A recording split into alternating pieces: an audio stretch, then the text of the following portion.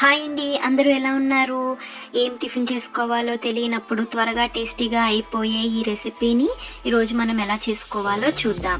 First time మన ఛానల్ని చూస్తున్న వాళ్ళు ఎవరైనా ఉండుంటే ఫస్ట్ మన ఛానల్ని సబ్స్క్రైబ్ చేసుకోండి మర్చిపోకుండా ఫ్రెండ్స్. Thank you. ఇప్పుడు మనకి ఏం కావాలో చూసేద్దాం. బాయిల్ చేసుకున్న బంగాళదుంపలు, అల్లం, కొత్తిమీర, కారం, 1 కప్పు మైదా అండ్ ఉప్పు తీసుకుని ఒక బౌల్లోకి ఉడకపెట్టిన బంగాళదుంప ఉంది కదా, దాన్ని సన్నగా గ్రేట్ చేసుకోండి. అంటే మీరు మ్యాష్ చేసుకోవచ్చు, కానీ గ్రేట్ చేసుకుంటే ఏంటంటే ఎక్కడ గడ్డలు లేకుండా సాఫ్ట్గా వస్తుందండి. సో గ్రేట్ చేసుకోవడం మర్చిపోవద్దు. గ్రేట్ చేసుకుని అందులోకి 1 స్పూన్ జింజర్ వేసుకోండి. అందులోకి 2 స్పూన్లు కొత్తిమీర వేసేసుకుని దాంట్లోకి 1 స్పూన్ కారం వేసి బాగా కలుపుకోండి. బాగా కలుపుకుంటే ఏంటంటే ఎక్కడైనా బంగాళదుంపలు ఇంకా ఏమన్నా గడ్డ ఏమన్నా ఉంటే కనుక బాగా కలుస్తుంది. అలా కలుపుకున్న తర్వాత 1 కప్పు మైదాని అందులో వేసుకుని దానికి సరిపడంత ఉప్పు, టేస్ట్కి సరిపడంత ఉప్పు వేసుకుని బాగా కలుపుకుంటూ ఉండండి. అలా కలిపిన తర్వాత వాటర్ని వేసుకుని గ్రాడ్యువల్గా వేసుకోవాలండి. వాటర్ అంతా ఒకేసారి వేసుకోవద్దు. అదంతా ఒకేసారి వేసుకుంటే జారైపోతుంది పిండి. ఆ కన్సిస్టెన్సీ అనేది సరిగ్గా రాదండి. వాటర్ని గ్రాడ్యువల్గా పోస్తూ కలుపుకోవాలి.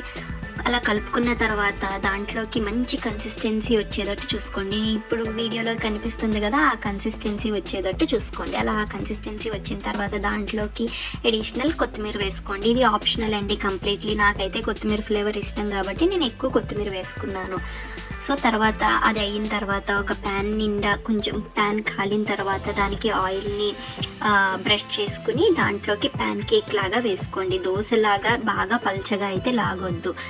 దీన్ని కొంచెం మందంగానే ఉంచుకోవాలండి. చాలా సాఫ్ట్గా ఉంటుంది కాబట్టి అలా వేసుకున్న తర్వాత లో ఫ్లేమ్లో బాగా కాలనివ్వండి. అలా కాలిన తర్వాత చాలా స్లోగా తిప్పుకోవాలండి. ఎందుకంటే ఈ మైదా బంగాళదుంప కదా కాబట్టి చాలా సాఫ్ట్గా ఉంటుంది. మీరు కనుక ఫాస్ట్గా తిప్పితే ఆ దోశ అనేది విరిగిపోతుందండి. సో అలా చిన్న ఫ్లేమ్ మీద 2 సైడ్లు బాగా కాలిన తర్వాత అటు ఇటు తిప్పుకుంటూ బాగా కాలనివ్వండి. అలా కాలిన తర్వాత దీన్ని ఒక ప్లేట్లోకి తీసుకోండి. అలా తీసుకునే ముందు మాత్రం చెప్తున్నాను, మళ్ళీ చాలా అంటే చాలా జాగ్రత్తగా తీసుకోవాలండి. అలా తీసుకుంటేనే ఈ క్రీప్ అనేది చాలా బాగా సాఫ్ట్గా వస్తుంది, లేదంటే ఇరిగిపోయే ఛాన్సెస్ ఉంటుందండి. అలా తర్వాత ప్లేట్లో పెట్టుకోండి. అలా ప్లేట్లో పెట్టుకున్న తర్వాత దీనిపైన చూసారు కదా ఇది ఎంత సాఫ్ట్గా వచ్చిందో, చాలా సాఫ్ట్గా చాలా ప్లఫీగా వస్తుందండి ఇది. ఇప్పుడు దానిపైన మీకు నచ్చిన సాస్ వేసుకుని బాగా స్ప్రెడ్ చేసుకోండి. నేను ఇక్కడ చిపోట్లే ర్యాంచ్ యూస్ చేశానండి. మీకు మీ టేస్ట్కి తగ్గట్టు ఏ సాస్ అయితే ఆ సాస్ వేసుకుని బాగా స్ప్రెడ్ చేసుకుని దాన్ని రోల్ చేసుకుని ఇప్పుడు ఈ క్రీప్ని మీరు ఎంజాయ్ చేయొచ్చు.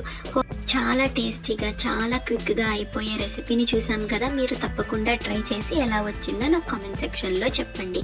Please like, share and subscribe to my channel friends. Thank you for watching. See you in the next video.